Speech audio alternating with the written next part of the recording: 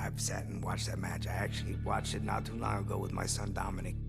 And it's a match that I still learn from. And, you know, it's a match that doesn't get old.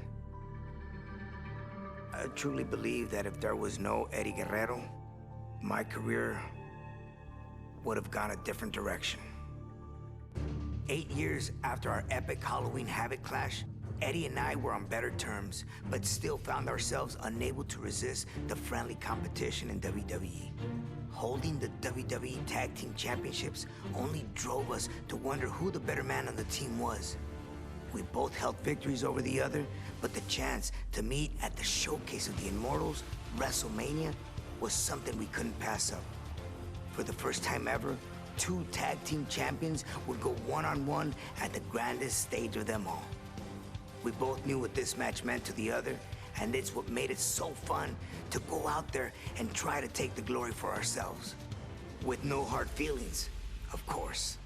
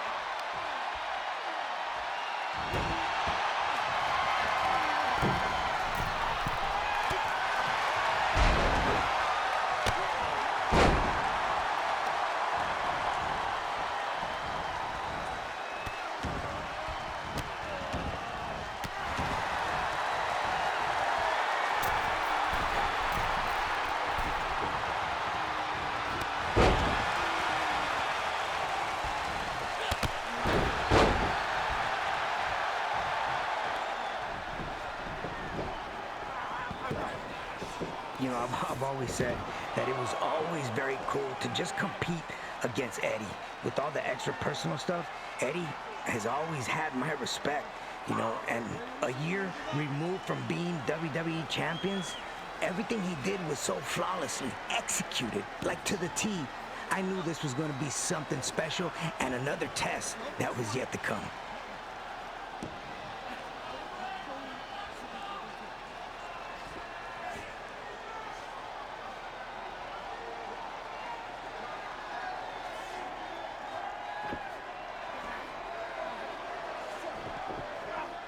Just when you start feeling comfortable, things get out of control and no longer technical.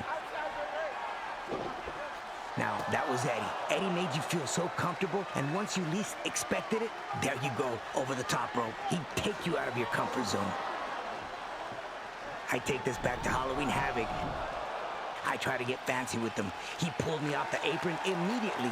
So this time, I made sure I ended up on top in the ring when I wanted to show off for a quick second. Live and learn, correct?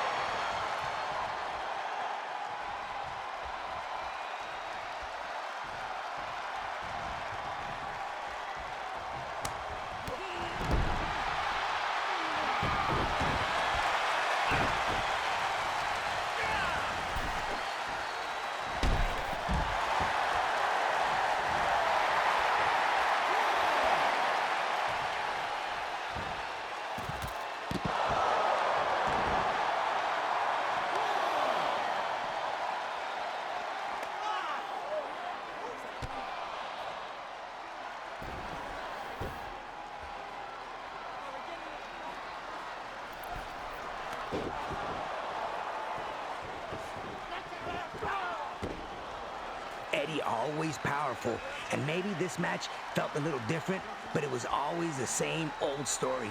Eddie always had an answer for everything. I should have seen that elbow coming, though. He caught me pretty good.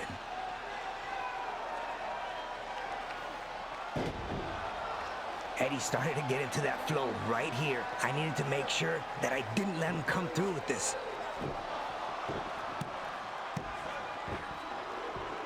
No, I figured reversing the Three Amigos would shake him off for a second.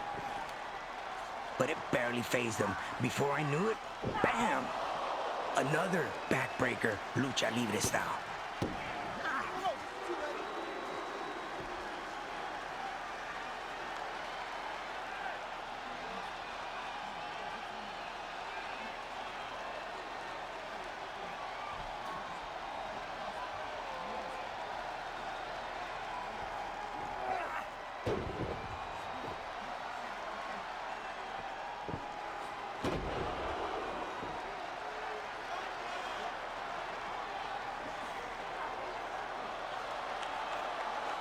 I honestly thought that escaping the Three Amigos for a second was my chance.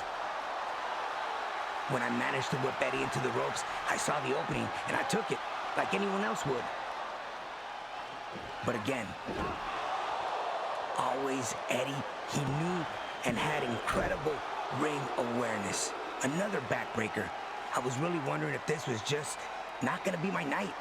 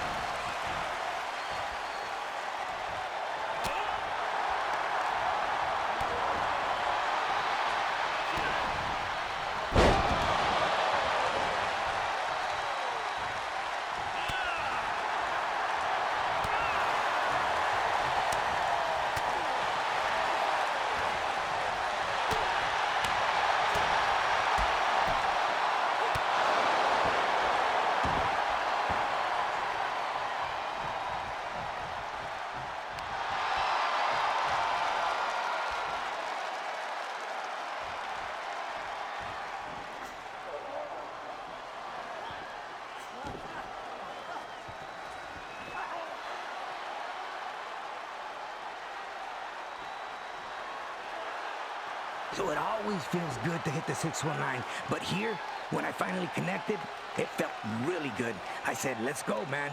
This is gonna be it. You know, I was so close to victory.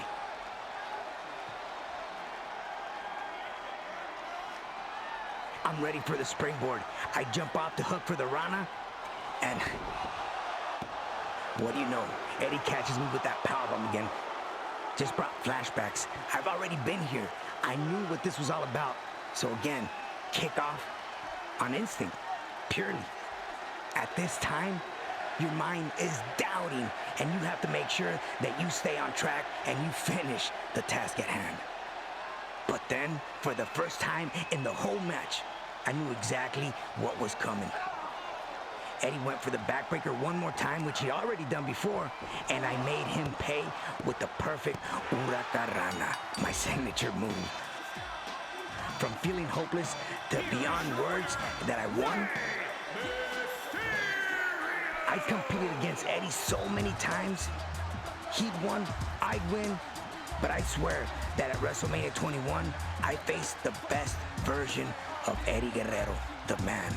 There's a small part of me that still can't believe I pulled it out. I was actually shocked. He was just on a different level that night. What a win that was for me. Historical.